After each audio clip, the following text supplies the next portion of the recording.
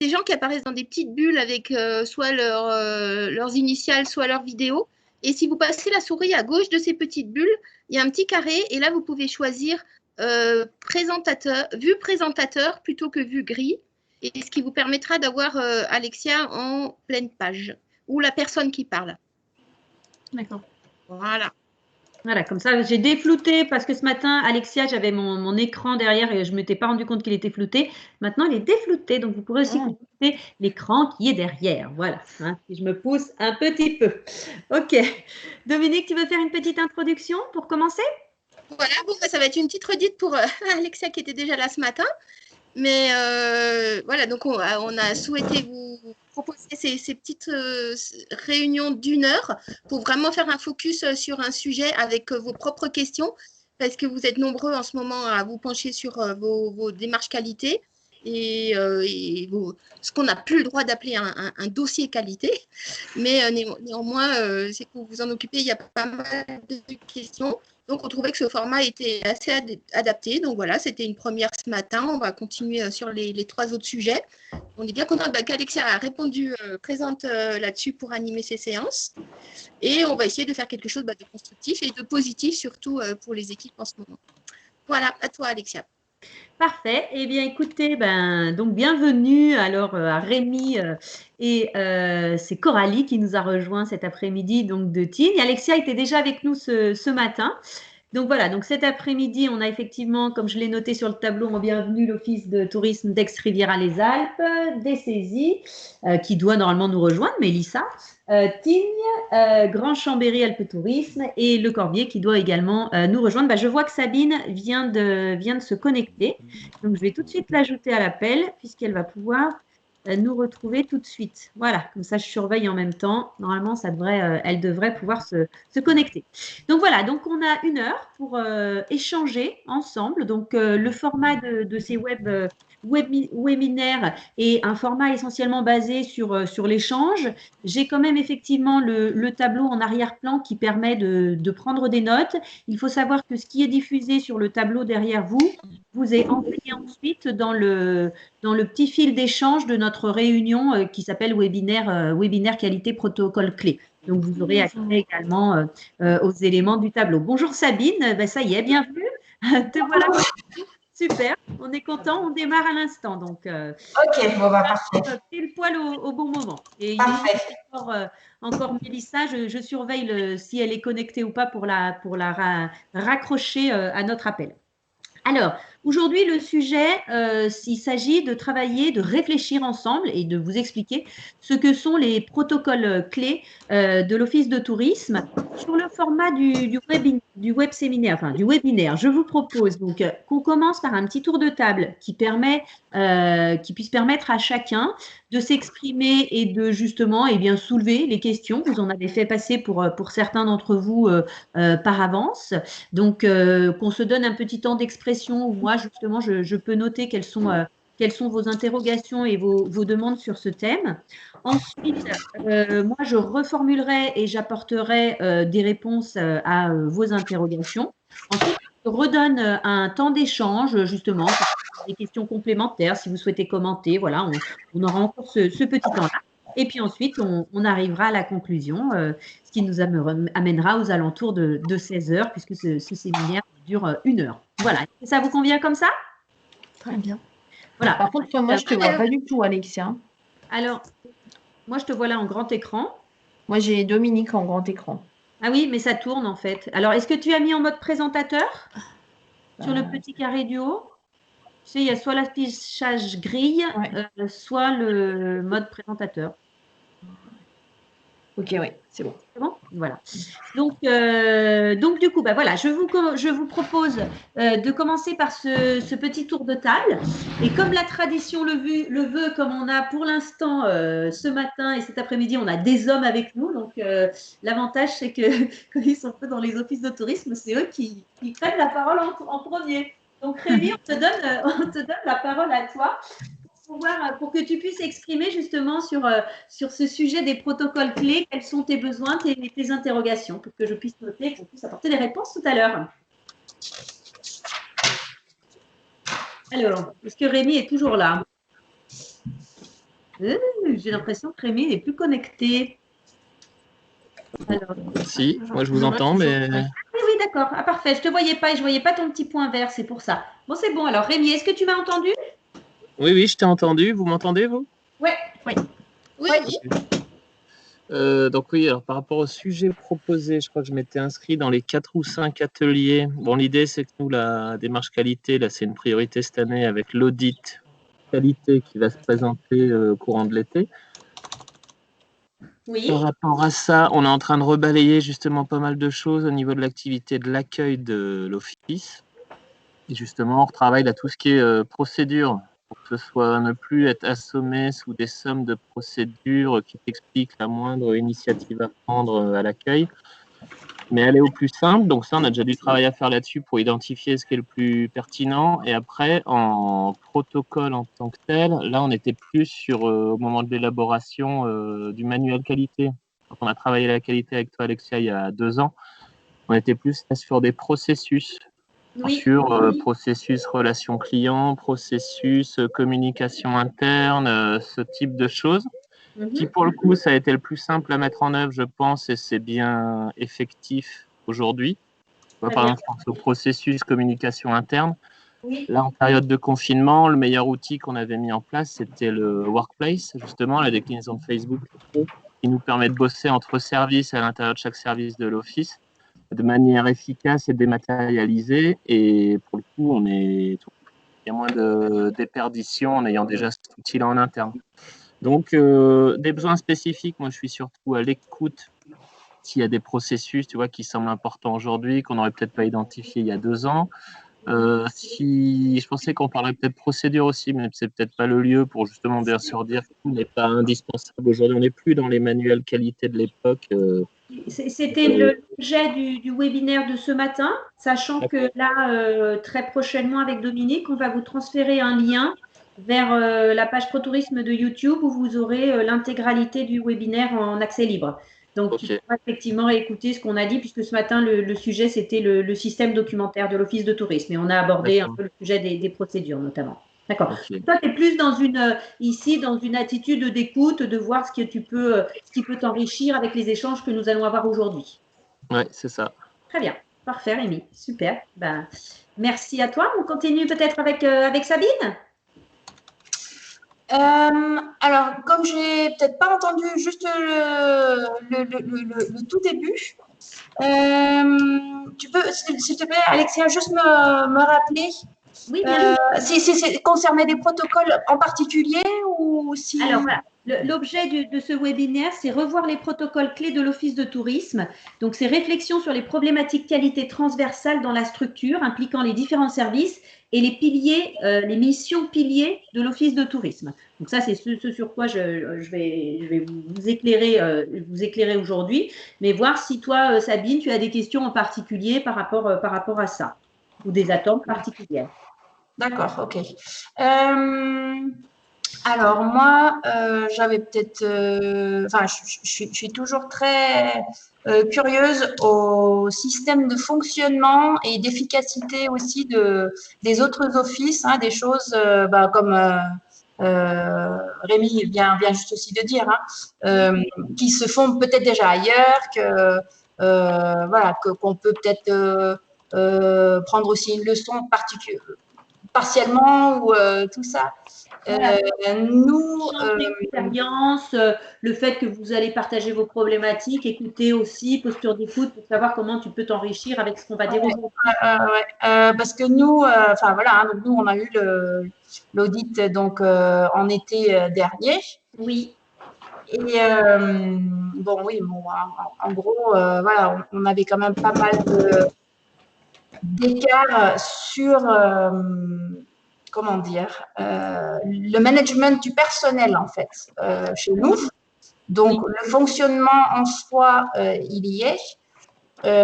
Comment on peut, si je dois vraiment poser donc une question très concrète, comment moi, via la qualité, je peux amener peut-être une aide, une astuce pour arriver à ce que ça fonctionne un peu plus fluide. Je ne sais pas si tu te souviens, Alexia, mais chez nous, nous, c'est clairement notre directeur qui communique un peu dans sa tête et pas toujours auprès de tous.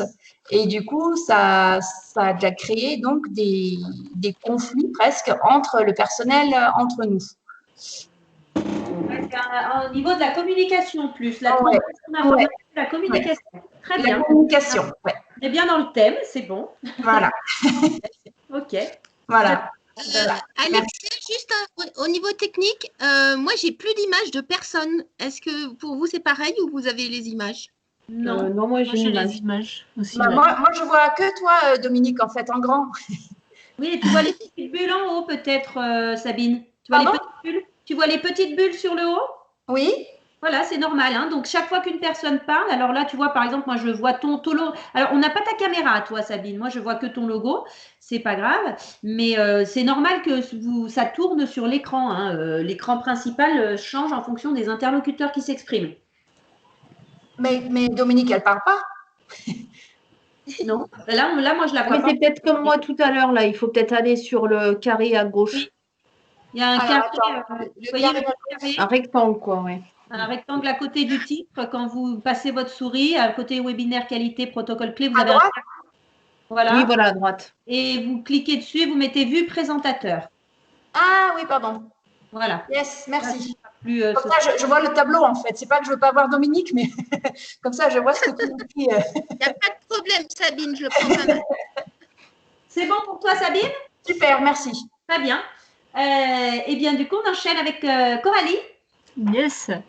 Moi, j'ai mis cet atelier en premier dans mes choix parce que je trouvais que c'était assez en accord avec la démarche qu'on essaie de mettre en place en ce moment. C'est un peu revenir à l'essentiel de l'accueil. Si je résume, c'est vrai que nous, on demande beaucoup de choses aux agents d'accueil. On les forme sur beaucoup de choses. Et là, on essaie vraiment de se recentrer sur le métier accueil. Sachant qu'on a un webinaire dédié spécifiquement à l'accueil post-Covid, justement. Hein. Ouais, alors ouais, mais c'était un peu, je sais pas, dans les protocoles accueil, ça me parlait mieux que post-Covid, parce que après post-Covid, il y a certainement des choses intéressantes et je regarderai le webinaire. Mais c'était un peu l'idée de se recentrer et aussi que ça influence nos formations, parce que les formations, c'est hyper important. Et au-delà des agents d'accueil, j'aimerais aussi derrière que cette façon de procéder sur l'accueil, sur les formations, ça puisse être réutilisé par les autres services. Pour rappel, nous, chez Team Développement, hein, en été, on monte à 180 personnes et avec différents services. Et donc, il n'y a pas que les services de l'Office de tourisme, il y a aussi d'autres services qui font de l'accueil à la piscine, à Teen Espace, sur les sites outdoor. Et voilà, j'aimerais leur faire bénéficier un peu de ça. Et après, il y a une autre chose aussi, c'était sur l'expression clientèle. Je ne sais pas si ça peut rentrer dans ce cadre, si on peut en toucher mot, un peu sur la façon plutôt de traiter, un peu en bilan de fin de saison peut-être, vis-à-vis aussi des sociopros, c'est toujours un peu délicat de leur faire un peu un bilan de ce qui allait pas, donc je ne sais pas si ça peut rentrer dans ce cadre. On verra, on va beaucoup parler de transversalité, hein, l'idée de travailler sur les protocoles clés, il y en a plusieurs. Effectivement, l'accueil en fait partie, mais on va en reparler tout à l'heure, il y aura pas que ça. D'accord. Ok, Coralie, merci. Alexia? Oui, moi j'avais justement la même interrogation que vient d'avoir Coralie par rapport à tous les critères en lien avec l'écoute client, qui est quand même très transversal et qu'on a tendance à beaucoup rattacher finalement uniquement à l'accueil, mais justement pour élargir un peu le périmètre. Oui. Et l'autre question que j'avais qui est très transversale aussi, c'était sur les relations socio-professionnelles. Oui. Et notamment le suivi en fait des relations avec les sociopros, s'il y a des d'autres OT qui ont mis en place des choses pour justement assurer ce suivi-là et que chacun l'enrichisse, quoi. Parce qu'on se rend compte qu'en fait, on est très souvent en contact avec eux, quasiment chacun un jour est en contact avec un sociopro. Mais on n'a pas d'exploitation, entre guillemets, derrière de ça, quoi. Très bien. On a, alors, Rémi, juste pour info, moi, je vois à l'écran que ton micro est coupé. Je sais pas si c'est volontaire de ta part, mais voilà, ça y est, c'est revenu. Parce que justement, je pense que si on a un bel exemple autour de la table sur les relations socio-pro, c'est bien l'Office de tourisme d'Aix-les-Bains, Riviera-les-Alpes, même si Rémi, tu es plus dans le pôle socio-professionnel maintenant, mais je pense qu'il y a quand même là un vrai parti pris assumé. Mais c'est vrai aussi avec la stratégie de marque qu'a déployée l'Office de tourisme, d'associer les sociopros. Et c'est vrai qu'avec Aix-les-Bains, on avait travaillé sur un processus de relation avec les sociopros, absolument. Et on va l'évoquer dans la transversalité. Rémi, tu nous entends? Tu veux que je complète? Oui, si tu veux compléter, bien sûr. Okay. Bien sûr. Ah, mais très bien, oui, c'est dans ce sens-là, effectivement, on a construit la marque avec les sociopros. L'idée, là, c'était de la marque Aix-Riviera en 2016, et répondre bien aux attentes de nos sociopros et qu'on soit tout seul en tant qu'office à la porter, qu'on soit plus fort et plus nombreux pour la porter à l'externe. Donc, c'est ce qui a été fait. Et le processus qu'on avait pu mettre en place dans le cadre de la qualité, c'est justement de s'engager à conserver ce lien avec nos socioprofessionnels. Donc, un pôle, comme tu le disais, pôle partenaire dédié, avec des équipes au contact quotidien de ces socioprofessionnels, à leur écoute. Et ensuite, le processus avait surtout permis au niveau de l'office de clarifier qui fait quoi et à quel moment dans le lien aux sociopros, pour pas non plus les assommer de sollicitations diverses et variées de nos différents services, mais du coup être bien au clair sur qui, tu vois, par exemple sur la partie direction, on a nos comités de direction, on a nos commissions thématiques. Bon, ça, on sait quel pôle s'en occupe et à quel moment ce sera fait. On a balayé chacun des services. Le pôle développement commercial, là, j'ai le processus sous les yeux également, lui sollicitait bien nos acteurs.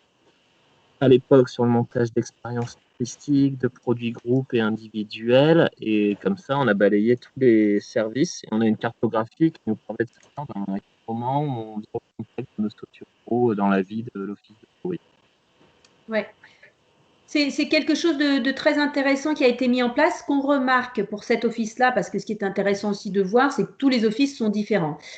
Ici, on assiste vraiment à un parti pris, j'ai envie de dire, de gouvernance et un parti pris assumé, puisqu'il y a effectivement un service qui est dédié aux socioprofessionnels. Rémi, de mémoire, combien il y a 3-4 personnes dans le service? Tu as une personne dédiée à Apidae, par exemple, ça qui intègre ce service-là. Il y a une personne sur les régies pub qui est au contact de nos sociopros pour tout ce qui est insertion pub dans les supports qu'on peut éditer. Il y a une responsable du pôle partenaire. Moi, à l'époque, et j'ai gardé cette casquette sur tout ce qui est coordination des socioprofessionnels dans le cadre des labels.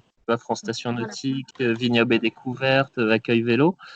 On continue à le faire. Donc, on est, oui, tu vois, ça fait 3-4 personnes dédiées sur ce pôle-là au service des socioprofessionnels. Ouais.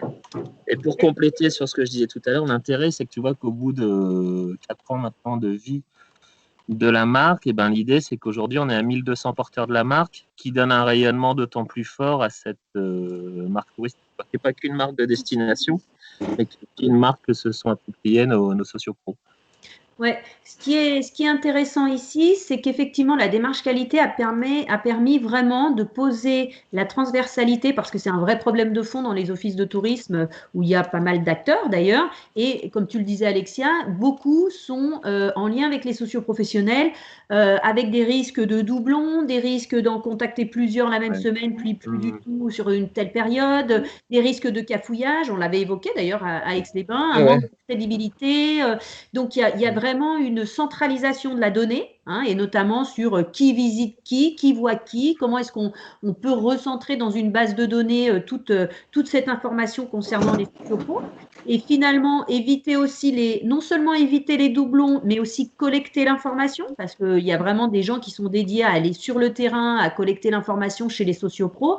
Dans ces cas-là, ça veut dire qu'on n'est pas forcément obligé d'y retourner pour une autre action. Donc là, on est vraiment dans la notion d'efficience, c'est-à-dire qu'on est efficace et qu'on limite les coûts, alors ce n'est pas que les coûts financiers, mais ça peut être aussi l'optimisation du temps.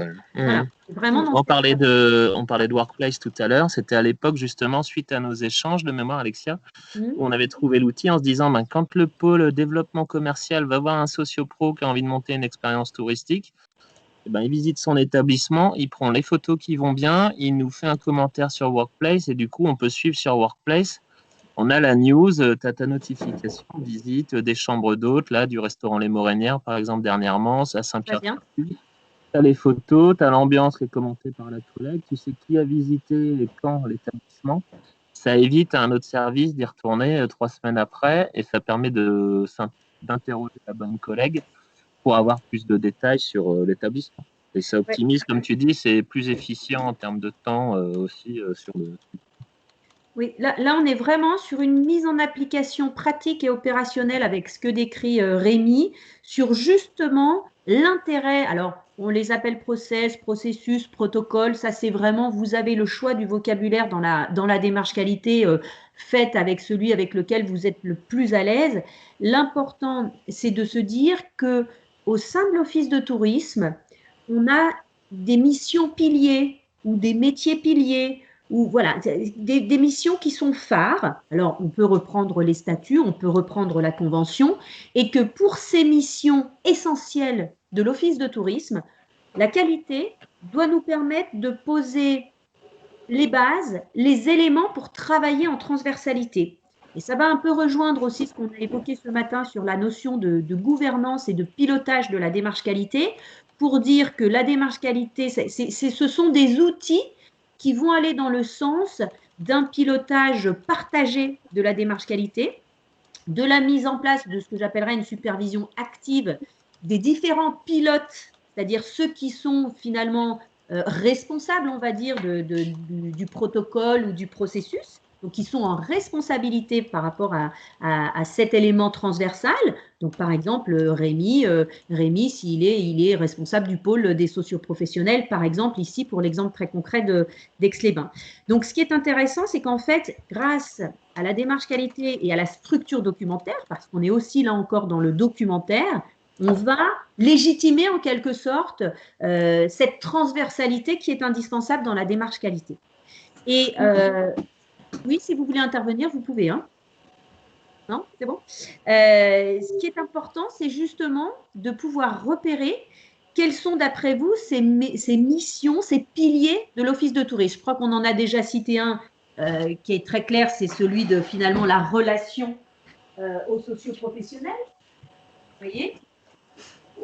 Est-ce que quels sont ceux qui vous viendraient spontanément à l'esprit ? Les missions piliers, en quelque sorte. On a dit aussi l'expression clientèle. Bah, on va aller un petit peu plus loin que l'expression clientèle. C'est quoi? C'est la satisfaction? C'est le retour? C'est quoi? Oui, bah avec comme objectif la satisfaction client. Donc, on va l'appeler comme ça. Hein. Donc, un des piliers de l'OT, effectivement, c'est la gestion de la satisfaction de ses clientèles, sachant que là, on va appuyer sur la transversalité sur ce thème-là, puisque Alexia l'a très bien dit dans sa phase de présentation, en disant bah, souvent la gestion de la réclamation, la gestion de la satisfaction, elle se fait au niveau de l'accueil. Et ça, aujourd'hui, c'est juste plus possible. Hein, puisqu'on sait très bien gestion de la satisfaction des clientèles de l'Office de tourisme. Et les clientèles de l'Office de tourisme, c'est qui? Les clients de la station, enfin de la destination. Les clients de la destination, mais il y a qui d'autre aussi? Les sociopros. Voilà. Ah oui, les sociopros. Oui.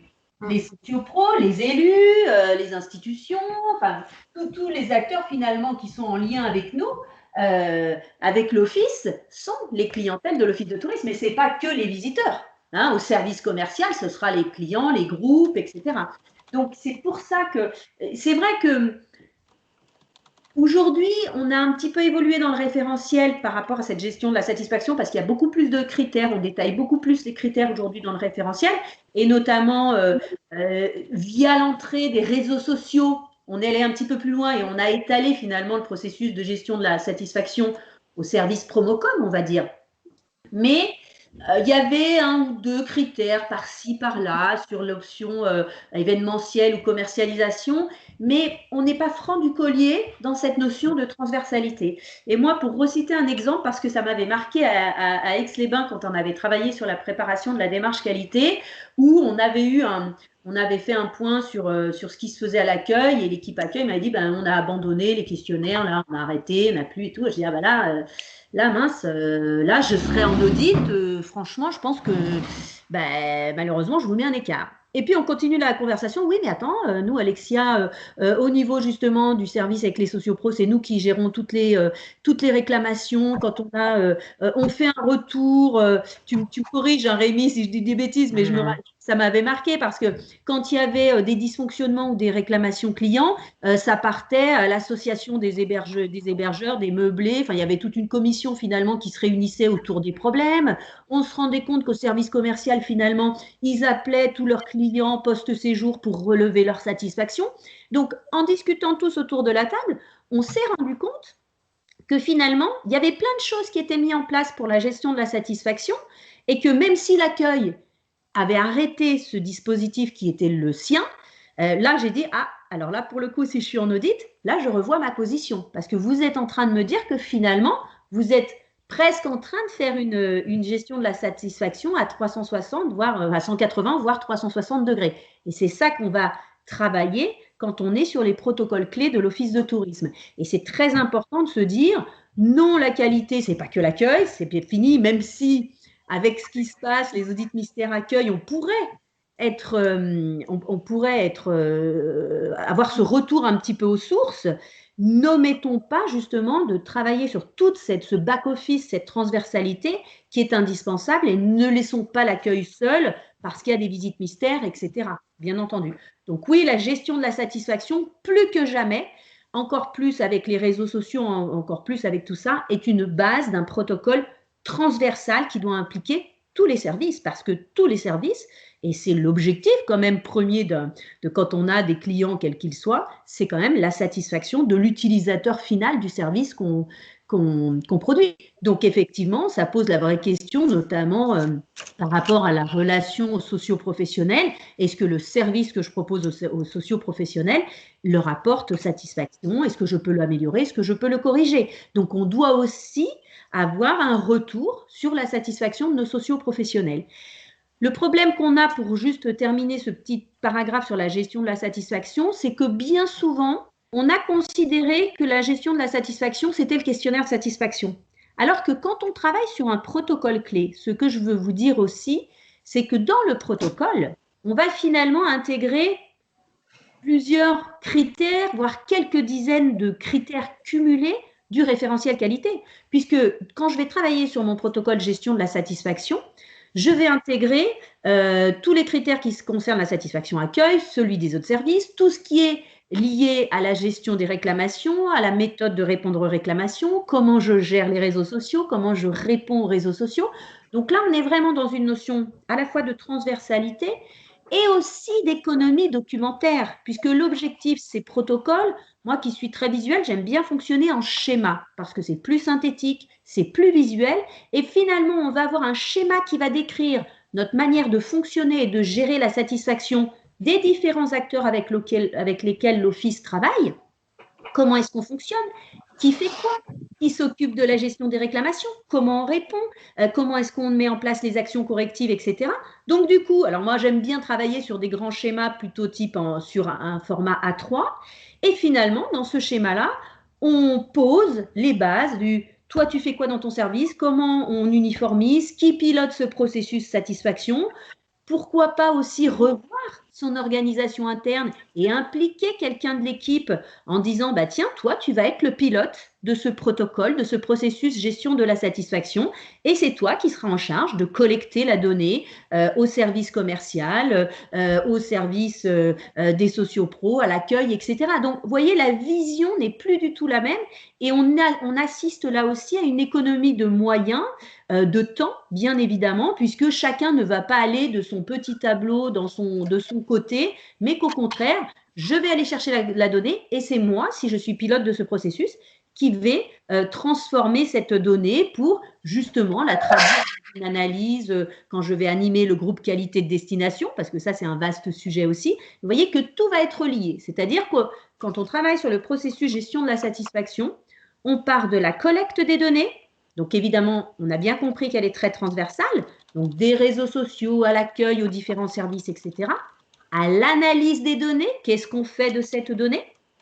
Et à la correction, bien entendu, et les actions correctives, qui va mettre en place un suivi. Et c'est là qu'effectivement, on peut avoir des groupes de travail, groupes de qualité, destination, etc. etc. D'accord?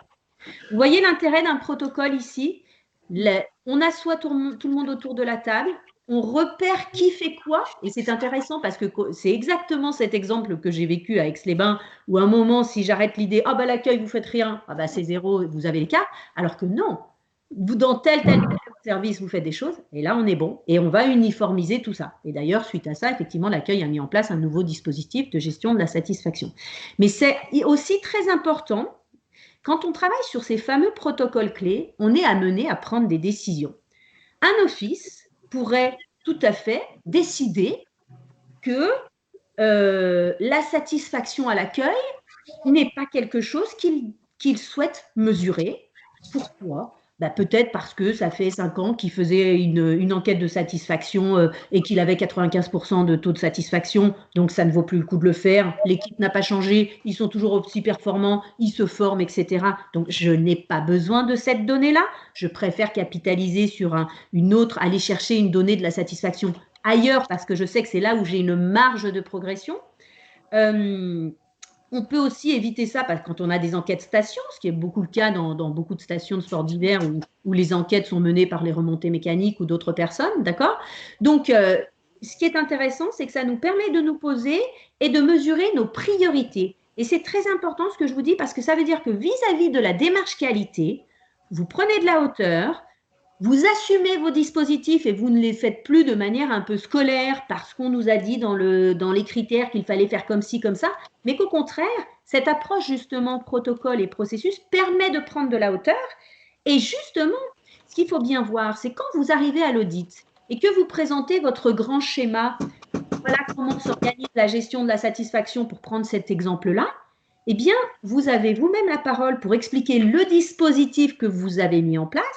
Et ce qui est important, on va revenir dans le détail après d'un découpage d'un protocole, c'est qu'on va partir d'un point de départ, puisque ça c'est la définition d'un processus. Le point de départ, c'est ce qu'on appelle les données d'entrée. Donc les données d'entrée, c'est quoi? Mais c'est tout simplement le cadre, c'est tout simplement votre stratégie. Et à un moment, quand on réfléchit sur ce protocole, on va se poser la question, quelle est notre stratégie pour la gestion de la satisfaction de notre client?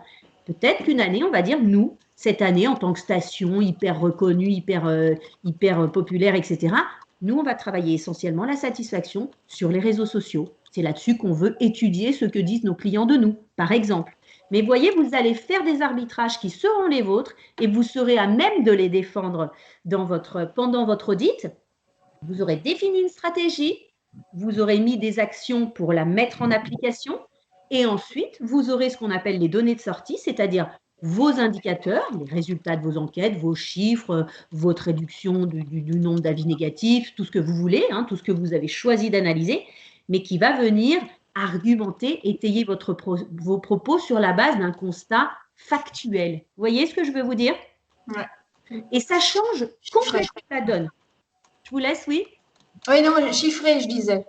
Oui, absolument. Il faut qu'on ait de la donnée factuelle parce que c'est bien souvent ce qui nous manque.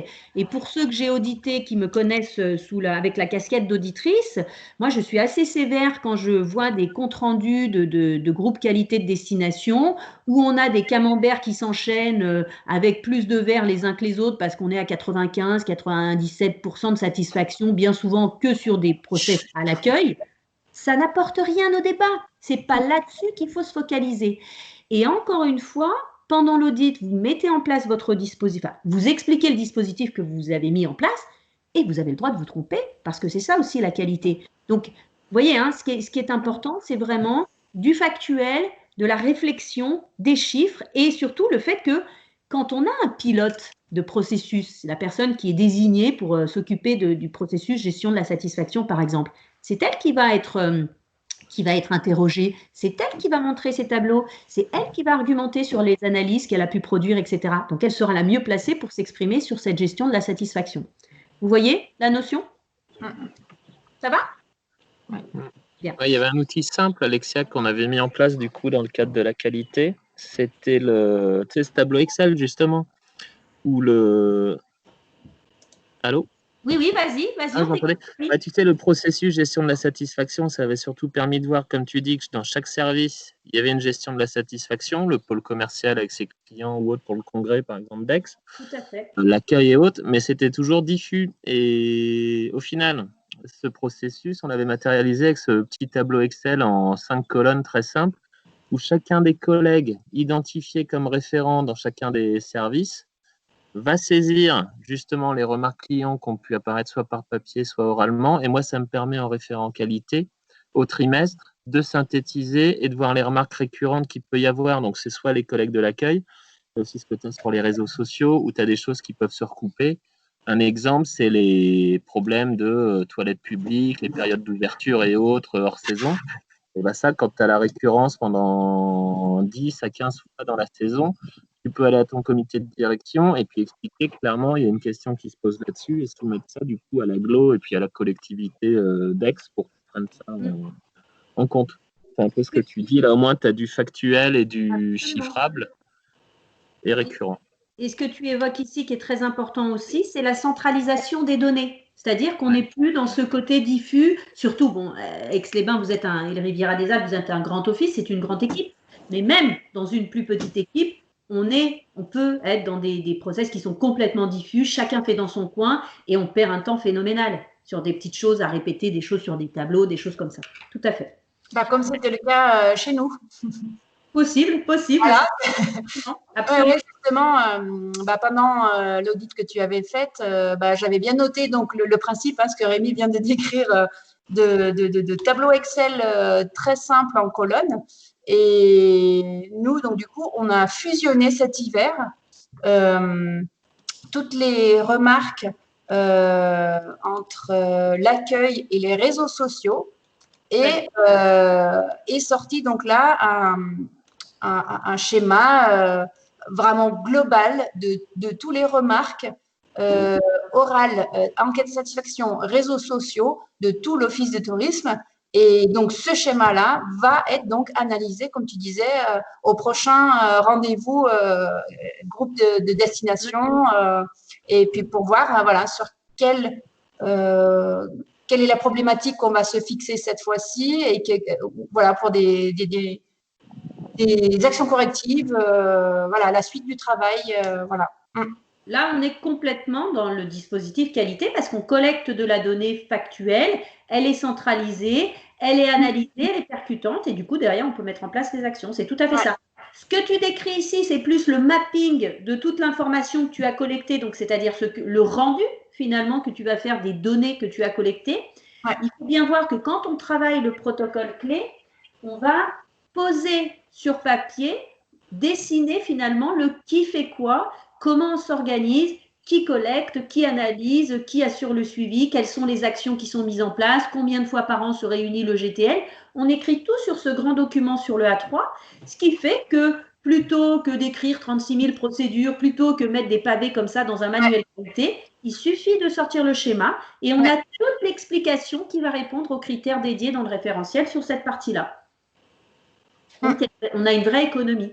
On a vraiment que du positif.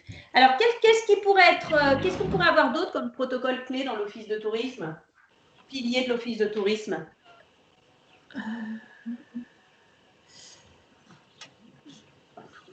De très transversal. Peut-être quand tu entends TIN, il y a 180 personnes l'été. Je pense qu'il y a un sujet sur la communication interne, peut-être en processus. Absolument. ça, c'est quelque chose de très transversal aussi. Alors, communication interne, ça peut… En fait, après, vous êtes complètement libre dans la forme du document. Le protocole, c'est aussi un petit peu un alibi. C'est un alibi, enfin, entre guillemets. C'est-à-dire qu'à un moment, quand on met en place sa démarche qualité, on va justement en profiter pour se poser et se dire, et on avait très bien travaillé ça à Chambéry, moi j'en garde un bon souvenir quand on avait défini quel outil pour communiquer comment, avec qui, hein, on a vraiment défini les cadres, les règles, hein. Alexia, tu te rappelles, il est dans le manuel qualité, ce tableau de communication interne, tu vois. C'est ça. Voilà, et je trouvais que c'était vraiment quelque chose de absolument simple, mais je pense que ça a aidé. Je ne sais pas ce que tu en penses, Alexia, comment vous avez vécu cette réflexion qu'on avait eue? Oui, bah après, ça a permis de savoir qu'est-ce qu'on utilisait à quel moment, quoi. Voilà. Et on se rend compte, notamment dans les périodes qu'on est en train de vivre là, que la communication interne, c'est très important parce qu'entre les mails, bon, maintenant, on a quitté le Slack, on est sur Teams. Mais enfin, voilà, toutes des choses comme ça. Et c'est vrai que ça méritait de canaliser un peu les choses. Y compris qu'il y avait aussi un peu, comme il y a un peu le besoin de décompresser, de temps en temps arrivaient des choses plus ludiques, quoi. Et c'est vrai qu'il y avait des infos importantes qui passaient à la trappe, donc il a fallu bien repréciser quel canal on utilise pour quel type d'infos, quoi. Oui, c'est important ce que tu dis là. Oui. D'un moment, recadrer effectivement. Le protocole nous permet de poser les choses et de dire, aujourd'hui, on a plein d'outils de communication, que ce soit par mail, les réseaux sociaux d'entreprise, mais à un moment, il faut mettre du cadre. Donc, le protocole, là, justement, de communication interne, nous permet de dire comment est-ce qu'on communique. Par exemple, un mail, c'est ce qu'on appelle du one-to-one, c'est-à-dire je vais faire un mail, je ne mets pas les autres en copie, c'est pour quelque chose d'administratif, une demande personnelle, voilà, voilà, on peut définir ce genre de cadre. On va dire que tout ce qui est communication transversale, ça se fait sur la chaîne dédiée de son réseau social d'entreprise, par exemple. Je me rappelle qu'à Chambéry, il y avait un Slack, un thème Slack qui avait été créé pour Apidae et qui fonctionnait bien.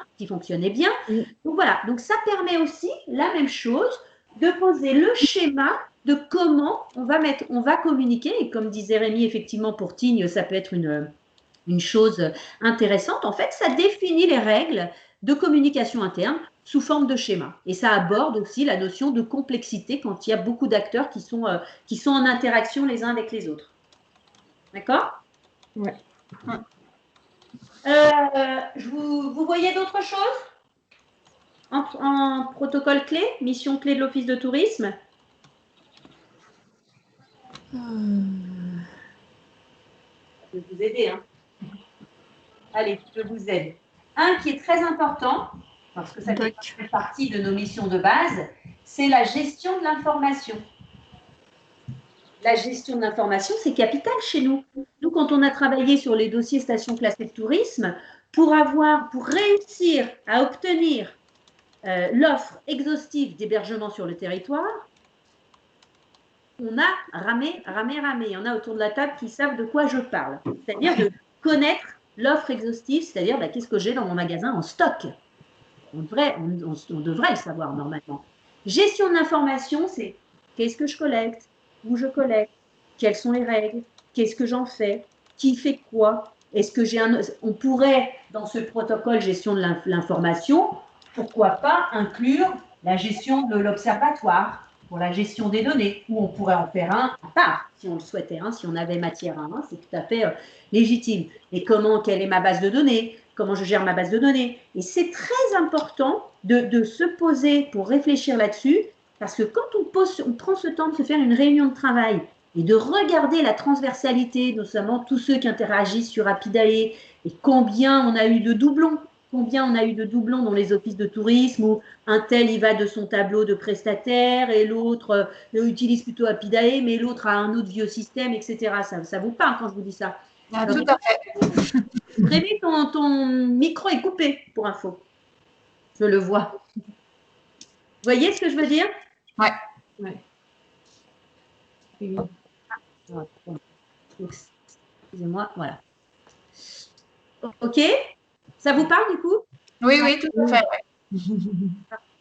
Voilà, donc encore une fois, rédiger son protocole, c'est tout simplement, je pose les éléments du qui fait quoi, et en fait, c'est dans ces réunions de travail-là, vous mettez tout le monde autour de la table, qu'en fait vont rejaillir, entre guillemets, un petit peu, mais on n'a pas le temps de le faire, donc je ne jette pas la pierre, mais que vont rejaillir parfois certaines aberrations dans nos modes de fonctionnement, tout simplement parce qu'on est tous dans notre jus, on est tous un peu à flux tendu sur nos missions, etc., qu'on n'a pas le temps de parler aux collègues, oui, mais non, mais mon tableau, moi j'ai l'habitude de bosser avec, alors tu ne vas pas me changer mes habitudes, etc., etc. Tout ça, vous connaissez. Et avec l'idée de la démarche qualité, effectivement, alors, encore une fois, comme je le disais ce matin, il y a une notion aussi de gouvernance. C'est-à-dire, il faut bien évidemment, quand on va travailler sur ces protocoles clés, avoir l'aval de sa direction, avoir l'implication des chefs de service pour pouvoir justement dire, parce que c'est quand même ça, au fond, une démarche qualité, au-delà de formaliser ce qu'on fait, l'objectif premier, c'est quand même de poser les choses et de dire, voilà ce qu'on fait, mais comment est-ce qu'on s'améliore ? Comment est-ce qu'on optimise et comment on se rend plus confortable notre environnement de travail. Voilà, et aussi on fait des arbitrages. D'accord ? Moi, j'ai des offices qui m'ont dit, nous, on a choisi de mettre en place notre propre base de données. C'est la nôtre, c'est plus efficient chez nous, compte tenu des spécificités de notre territoire. J'ai envie de dire, pourquoi pas, si ça fonctionne. Vous voyez ce que je veux dire? Mais ça va amener à se poser maintes et maintes questions sur nos modes de fonctionnement qui sont souvent reproduits par habitude, parce qu'on n'a pas le temps de se poser les questions, est-ce que ça pourrait fonctionner différemment ou peut-être mieux autrement? Ça nous permet de le faire. D'accord? Donc celui-là est particulièrement important et dense quand on travaille dessus, celui-là. Ensuite, un qui est très important, c'est le processus de management. Quand vous travaillez sur le processus de management, ce qui est pratique, puisque certains en ont parlé dans leur questionnement, c'est que vous allez tout inclure dedans. Vous allez inclure les modalités de recrutement, sans rentrer dans le détail, mais vous allez dire, voilà, poser aussi sur la table dans mon processus de management, quel est mon taux de turnover, est-ce que j'ai besoin de saisonniers, comment ça fonctionne sur les modalités de recrutement, comment je fais monter en compétence mon personnel, comment je forme mon personnel, comment j'évalue mon personnel sur les entretiens d'évaluation, etc. Donc, quand on va dessiner ce fameux processus de management, finalement, là encore une fois, on va être amené à répondre à plein de critères du référentiel, vous voyez, sur justement, et à définir aussi, puisque n'oublions pas que dans ce mode de fonctionnement, on va travailler sur les données d'entrée, donc la stratégie, comment je gère, comment je fais. Et c'est des vraies questions qu'on doit se poser aujourd'hui, et notamment par rapport à l'accueil, mais sur quelles sont les compétences que je souhaite embaucher dans mon office de tourisme, comment est-ce que je revalorise le métier d'accueil, etc., etc. Donc c'est vrai que c'est à ce moment-là qu'on peut se poser ce genre de questions. D'accord ? Et encore une fois, on apporte les réponses qui nous sont demandées dans le référentiel. Il faut bien voir que le protocole clé pose un dispositif général et global. Un rapport pour faire une parenthèse sur le management. On va aussi inclure là-dedans tout ce qui va concerner bien évidemment les fiches de poste et les définitions de poste des personnels. Quand on fait un processus de management, c'est quand on a une structure qui est importante avec différents responsables ou chefs de service, responsables de pôle, ce que vous voulez, le processus de management va aussi définir les règles de management chez nous. Et ça, c'est vraiment important. Moi, je me rappelle d'un office de tourisme dont la direction mettait en place une règle de supervision assez active, c'est-à-dire que finalement, il dédiait dans sa semaine une heure d'entretien avec ses chefs de service en face à face pour gérer les dossiers, etc. Et tout ça était très protocolé. Et ça, je trouve que c'est très intéressant. On l'a évoqué un petit peu ce matin sur le pilotage de la démarche qualité, mais c'est là-dedans, dans ce processus de management, justement, qu'on peut poser les exigences d'un management tel qu'on le souhaite dans son office de tourisme. Alors, ça veut dire un management inspiré, ça veut dire aussi une direction qui va déjà avoir un mode de management, le connaître, le maîtriser et le souhaiter, en quelque sorte, et du coup, qui va encore plus l'assumer parce qu'il va l'écrire et qu'il va exiger de ses chefs de service qu'ils déploient eux-mêmes. Alors, il y a plusieurs écoles. Soit je dis à mon chef de service, tu déploies toi-même tes modes de management et tu les assumes, tu les écris, on échange, etc. Soit je définis moi-même un mode de management au sein de l'entreprise et je demande à mes chefs de service de manager aussi de la même manière. D'accord? Vous voyez l'intérêt ici? Ouais. Encore une fois, dans cette notion de transversalité, ça peut peut-être parler à Sabine, ça, effectivement, sur cette notion à la fois de communication interne que tu as évoquée dans tes questions, Sabine. Oui, tout à fait, ouais. Sur le mode de management. Rémi, Ouais. tu voulais rebondir? Non, mais je me le suis noté, ça, oui, on ne l'avait pas soulevé jusqu'à maintenant comme processus. Oui. J'en discuterai avec Laurie là, et puis mon collègue au RH. C'est vrai que ça peut être intéressant de formaliser ça, comme tu dis, le suivi. Absolument, parce que… Depuis l'entrée d'un collègue dans la structure jusqu'au suivi au quotidien. Voilà, jusqu'à finalement l'évaluation des personnels. Moi j'ai eu le cas dernièrement d'un office que j'ai audité où j'ai particulièrement apprécié le mode de management qui était justement très cadré et que je trouvais très efficient. Et c'est vrai qu'on s'est rendu compte lors de l'audit que la direction n'effectuait pas de manière formelle ces entretiens d'évaluation. Il n'y avait pas ce temps, vous savez, une fois par an où on va faire l'entretien d'évaluation. Et c'était assez délicat finalement dans cet audit parce que quand le mode de management est actif, c'est-à-dire que dans l'organisation de la semaine, il y a un temps dédié pour des travaux avec les chefs de service, pour relever les dossiers, pour discuter des problèmes. Finalement, il y a une espèce d'entretien annuel en suivi. Voyez? Donc, si finalement on se parle 1 heure toutes les semaines, parce que ça peut être, souvent ça manque ça, hein, cette notion de dédier du temps à ses équipes pour échanger sur les problèmes, à ses chefs de service surtout notamment, hein, échanger sur les problèmes, les soulever. Et finalement, moi j'ai été confrontée au fait que j'avais quand même en face de moi, j'avais la sensation d'avoir en face de moi un management qui évaluait finalement son équipe quand même de manière régulière. Vous voyez ce que je veux dire? Mais du coup, le processus de management, il était assez défini. Vous voyez? Vers quoi on peut tendre. Je ne sais pas qui c'est qui a un petit à côté de lui. On entend. Excusez-moi. Ça arrive, Sabine. Je sais. Il peut rester à côté, après tu peux, mais là on l'entend plus, c'est bon. Non, justement, elle venait me voir parce que c'est l'heure de goûter, donc. Oui, je sais ce que c'est. Moi, ça va. J'ai pas les filles cette semaine. C'est sûr que voilà, c'est pas la même quand on a les enfants à côté. Ça m'arrive aussi, hein, je te rappelle. Autre protocole clé qui est essentiel aussi, bien évidemment, il a été évoqué par Coralie, c'est l'accueil. C'est l'accueil. Et là, effectivement, en ces temps de visite mystère et de chamboulement sur l'organisation de l'audit, bien évidemment qu'il faut poser ce protocole clé puisque ça fait partie de nos missions essentielles, nos piliers de l'Office de tourisme, cette notion sur l'accueil. Et je pense qu'en travaillant sur ce protocole clé, on a de plus en plus intérêt à impliquer d'autres personnes, des personnes d'autres services que ceux de l'accueil. Je pense notamment aux personnes qui gèrent les réseaux sociaux, notamment parce qu'en général, il y a une transversalité entre ceux qui gèrent les réponses aux avis clients et ceux qui sont à l'accueil. Il y a parfois des passerelles entre eux, mais pas que. D'accord? Ça vous parle, ça?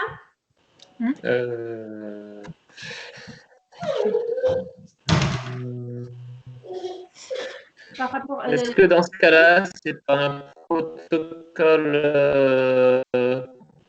cela, moi je fais le lien quand même bien avec la gestion de la satisfaction client. C'est pas la même chose, Rémi. Quand tu fais la c'est pas un protocole sur le parcours client carrément où là tu as différents services à différents moments.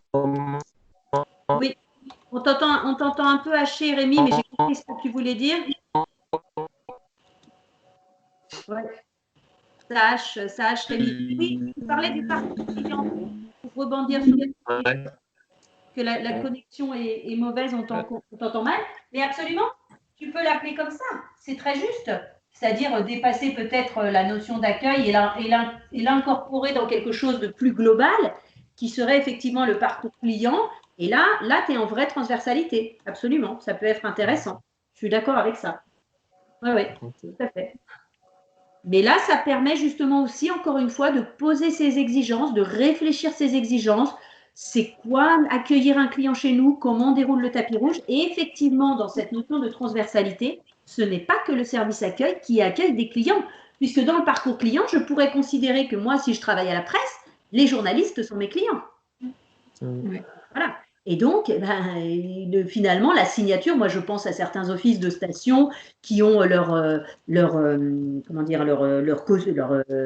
costume, pas costume, mais leur uniforme, voilà, leur tenue logotée, ne serait-ce que ça fait partie du protocole du parcours client ou de l'accueil. Hein, je ne sais plus qui m'a écrit, c'est quelqu'un qui nous a envoyé des questions par mail, la problématique qui lui était posée avec les badges que devait mettre l'accueil.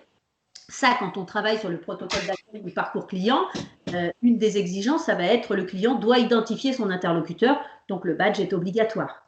D'accord? OK? Ouais. Okay. Bien. Est-ce que ça vous inspire? Vous avez des questions, des compléments à me demander sur ces éléments-là? Moi, ce que je trouve un petit peu difficile, entre guillemets, c'est du coup d'écrire ces choses ces processus qui sont souvent en fait implicites à la gestion de l'entreprise. Absolument. Ouais. Oui, alors je vais aller un petit peu plus loin, Coralie, je le fais rapidement, mais effectivement, comment on formalise tout ça?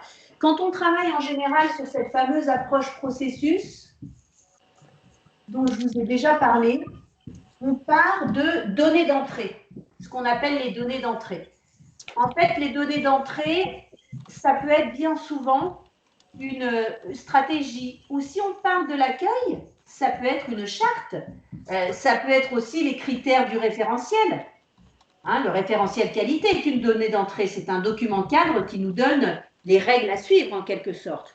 Donc ça veut dire qu'à un moment, quand je travaille sur l'approche processus, je dois réfléchir sur ma stratégie, par exemple, comment je gère mes réponses clients sur les réseaux sociaux, par exemple. Et à un moment, je dois l'écrire, cet élément-là, cette feuille de route, cette donnée cadre. Et bien souvent, ces éléments existent, mais ils ne sont pas portés à la connaissance de tous, déjà. Et que là, du coup, quand on rédige son protocole clé, on va dire, eh bien, les documents à connaître, c'est la stratégie d'accueil sur les réseaux sociaux, etc., etc. Ensuite, on a les données d'entrée, donc c'est vraiment tout ce qui concerne les documents cadres. Hein, donc, c'est le cadre, d'accord? Ensuite, on a toute une série d'actions qu'on va mettre en place pour, si on reste sur la notion d'accueil, par exemple, ce qu'on demande d'ailleurs dans le référentiel, d'avoir une stratégie d'accueil. Est-ce que j'ai un schéma d'accueil touristique? Est-ce que j'ai de l'accueil hors les murs? Et donc, on va décrire les actions qui sont mises en place et les choses qui existent chez nous. Hein. Donc, il peut y avoir, là, les actions, ça peut être les modalités de formation des saisonniers, par exemple. Ça peut être ça, tout ce que vous mettez en place pour respecter les données cadres et la charte que vous vous êtes donnée. Hein, le recrutement de personnes forcément bilingues. Après, vous êtes complètement libre de formaliser comme vous voulez ces dispositifs. Et ensuite, on a à la fin les fameux données de sortie. C'est les fameux indicateurs. Comment je mesure tout ça? Eh bien, ça peut se traduire en nombre d'heures, en taux de turnover des saisonniers, par exemple, des choses comme ça. Hein? Donc, c'est tous les chiffres, un nombre d'heures de formation, par exemple. D'accord? Et du coup, il y a un côté quand même un petit peu exercice. On pose les choses sur le papier pour répondre à ta question, Coralie. On pose les choses sur le papier, mais il y a aussi un exercice où on répond aux critères de la démarche à un moment. C'est-à-dire quand on va nous parler des heures de formation, eh bien, effectivement, quand on donne ces données de sortie, ces indicateurs, ils sont compris dans des tableaux qui sont peut-être à l'administration, qui sont peut-être dans tel service, etc. D'accord? Mais ça permet finalement de savoir où est quoi. D'accord? C'est plus clair? Oui. Simplement, on pose les choses. Après, par rapport à la forme, il ne faut pas s'embêter. Ne serait-ce que de décrire qui fait quoi, quels sont les documents qui nous donnent la feuille de route? Est-ce qu'ils existent? Est-ce qu'il faut peut-être les écrire? Ça peut être très simple, ça peut être 2 pages. Hein. Il ne faut pas aller chercher des choses trop compliquées. Et en plus, bien souvent, ça existe. Ça peut être au fond d'une convention, ça peut être dans une stratégie que finalement, ça a été rédigé par les collègues, mais nous, on n'est pas vraiment au courant, etc. Ça permet aussi de recentraliser la donnée, encore une fois. Qui d'autre veut réagir à ces éléments? Je me demande si je n'ai pas permis. Ah non, il est toujours là, Rémi? Non, je crois qu'il est parti. On On l'a voit perdu, plus. Rémi. Ah, alors attends, je vais le réinviter. À moins qu'il avait autre chose après, je ne sais pas, mais il n'a rien dit. Ouais, je pense Ou il a perdu la que je vais connexion. essayer de le réintégrer. Est-ce que les filles, vous avez d'autres questions, Sabine ou Alicia, par rapport à ça? Non, c'est. Ça va. Rémi, tu as peut-être des questions? Tu avais perdu? Oui, là, je viens de revenir, là, je suis désolé. J'étais aux données d'entrée, je n'ai pas suivi, mais je vois les données de sortie. Oui, je pense que ça recoupe avec ce qu'on avait vu ensemble sur les processus. Ben voilà, tout à fait. Les données de sortie, ce sont des indicateurs. Donc, on a dit, hein, au milieu, c'est les actions que vous mettez en place pour respecter le cadre que vous avez donné dans vos données d'entrée, les différentes actions déployées, et ensuite, les données sorties, ce sont tous vos éléments de mesure qui vont permettre de mesurer ce que vous aviez, les objectifs que vous vous étiez fixés, tout simplement. Ok. D'accord? Ça vous parle? Oui. Au-delà de tout ça, il faut savoir que vous avez déjà beaucoup de documents qui existent. Un document cadre essentiel chez vous, c'est votre organigramme. D'accord?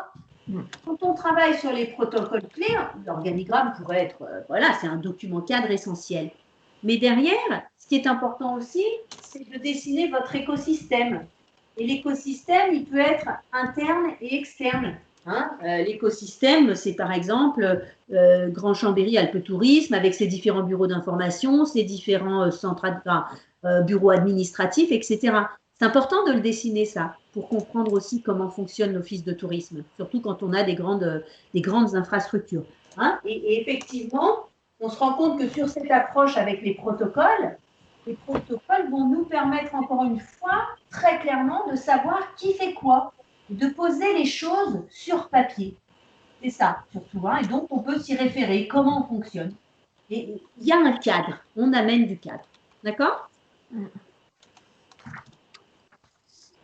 Est-ce que vous voulez réagir? Alexia, il y avait une question qui avait été posée par rapport à la relation avec les prestataires, les sociopros et la destination et ses propres protocoles. Comment on articule les choses? Quel protocole reliant prestataire OT créer une unité station? C'est celle-ci? Oui. Alors, effectivement, alors, il y a 2 choses.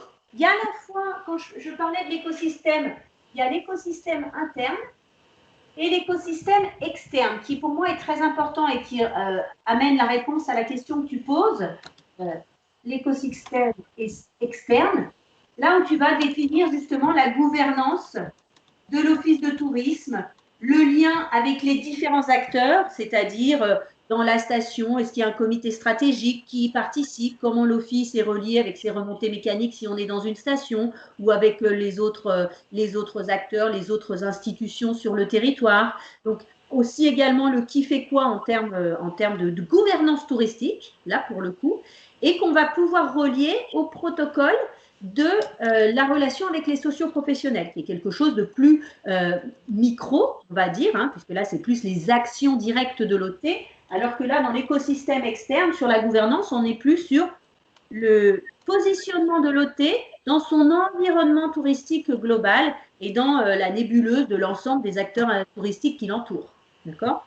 Moi, je me rappelle que j'avais travaillé avec un office de tourisme et la directrice avait eu carte blanche et j'ai trouvé qu'elle avait fait un travail très intéressant parce qu'elle avait fait justement un schéma où elle mettait ses prestataires externes, les cabinets avec lesquels elle travaillait, elle mettait les liens internes dans sa station. Donc, on avait vraiment une vision très globale de la gouvernance. Il faut savoir que sur des éléments comme l'écosystème interne, l'écosystème externe, l'organigramme, ces éléments-là, tout ce qu'on travaille quand on travaille les protocoles clés, en général, on s'en sert pour le manuel qualité. Aujourd'hui, moi, le manuel qualité, évidemment, on ne l'appelle plus manuel qualité, et puis obligatoire, tout ce qu'on veut, etc. Moi, je pense que ne pas le rendre obligatoire, c'est une erreur importante pour moi, parce que le manuel qualité, c'est la carte d'identité de l'Office de tourisme. On lui change de nom, j'en suis tout à fait d'accord. Moi, aujourd'hui, le manuel qualité, ce n'est rien d'autre que en général, c'est votre manuel du prestataire, c'est votre guide du prestataire, ce que vous appelez le guide du prestataire. Nonobstant le fait que vous mettez vos tarifs, vos conditions de partenariat, etc., en général, dans le guide du partenaire, vous vous décrivez, vous dites qui vous êtes, comment vous fonctionnez. Et c'est vrai qu'aujourd'hui, une plaquette de présentation de l'office de tourisme viendrait dire voilà comment on fonctionne, c'est quoi un office de tourisme, ça fait quoi avec les acteurs. En interne, on roule comme ça, voilà qui on est, et voilà les grandes missions qu'on remplit. On peut le synthétiser, on peut faire quelque chose de beaucoup plus light, bien évidemment, mais pensez à cet esprit plaquette et cet esprit de communication externe. Les gens ne savent pas ce que vous faites, ne connaissent pas votre métier. C'est avec ce genre de choses, d'outils, de protocoles qu'on pose soi-même sur le papier, qu'on fait beaucoup plus la lumière et qu'on devient beaucoup plus lisible de la part des gens qui travaillent avec nous, parce que souvent, ils ne nous connaissent pas. Tu vois? Alors, et même en interne pour les grosses structures, parce que c'est vrai que les dirigeants ont cette vision qui leur paraît tellement évidente, ou les personnes qui sont depuis longtemps dans la structure, mais d'autres personnes qui sont dans des services qui ne sont pas forcément toujours en lien avec tous les autres services, n'ont pas cette vision d'ensemble. Et d'avoir cette vision d'ensemble leur donne un sentiment d'appartenance à la structure et je pense facilite aussi la communication interne. Absolument. C'est très important parce que vous savez, et en plus, quand on est audité avec ce genre d'outils, c'est très confortable parce qu'on présente les outils, ils sont tous là. Donc, on n'a plus qu'à décrire comment est-ce qu'on fonctionne. Ok. Voilà, écoutez, nous sommes à 1h06 d'enregistrement, donc je vais faire le maître du temps parce que nous devons tenir nos objectifs. Est-ce qu'il reste des questions ou des choses en suspens pour vous? Non, moi ça va, merci. Non, c'était bien d'avoir quelques petits rappels et quelques petites idées de nouveau. Ouais, non, c'est bien. Très bien. Très bien. De toute façon, on continue les webinaires demain 11h et 15h. Hein, donc, vous retrouverez évidemment les enregistrements disponibles. Donc, n'hésitez pas à les regarder. En tout cas, j'espère que ça vous a apporté de la satisfaction. Pour moi, c'est toujours un plaisir de me replonger avec vous sur ces problématiques qualité. Super. Merci Alexia. Ouais. Et puis, merci à beaucoup tous de votre participation. Et donc, on mettra bien sûr ces 4 webinaires en replay pour le mettre à disposition de tout le réseau et vous permettre de voir aussi les questions qui ont été posées dans les autres séances et avoir quelque chose d'assez complet pour continuer sur vos marques qualité. Voilà, bonne continuation et à demain pour ceux qu'on revoit demain. Ouais. Merci beaucoup. Merci. Merci. Bon après-midi. Bon après-midi. Au revoir.